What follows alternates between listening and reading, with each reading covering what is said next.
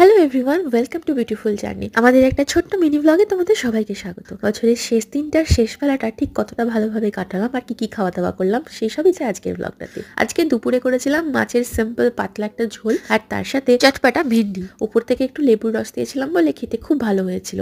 আর এদিকে সন্ধ্যেবেলায় আজকে প্ল্যান হয়েছে লিট্টি চোখা খাওয়া হবে, তাই এখানে আমি আর মনোজিৎ আলাদা আলাদা করে আটা মাখছি, কারণ ও ওরটা বানাবে, আমি আমারটা। দুটো প্রসেসে বানিয়ে দেখবো কারটা বেশি ভালো হয়েছে। ও বানাবে ওয়্যার রেখে গ্যাসেতে, আমি বানাবো প্রেসার কুকারে। আর আটাটাও মেখেছি দুজনে দুরকম ভাবে, আমি একটু শক্ত মেখেছি, ও একটু নরম করে মেখেছে। আর বাবাকে সাহায্য করতে অ্যাজ ইউজুয়াল ছেলে তো অলওয়েজ হাজির এক পায়ে। বিশ্বাস করবে না, আমরা প্রথমবার লিট্টি চোখা বানাচ্ছি, তাই আমরা বেশি রিস্ক না নিয়ে অল্প করেই বানিয়েছি। তবে এটা যে এত ভালো রেজাল্ট হবে আমরা ভাবতেও পারিনি। দুজন দুরকম ভাবে বানালেও খেতে কিন্তু দারুণ হয়েছিল। ওরটা একটু নরম হয়েছিল, আমারটা একটু ক্রিস্পি হয়েছিল। তার সাথে বেগুন আলু চোখা আর গ্রিন চাটনিটা ছিল ফাটাফাটি। ভালো আছে। তো 31 ডিসেম্বরটা আমাদের এরকম ভাবেই কেটেছে।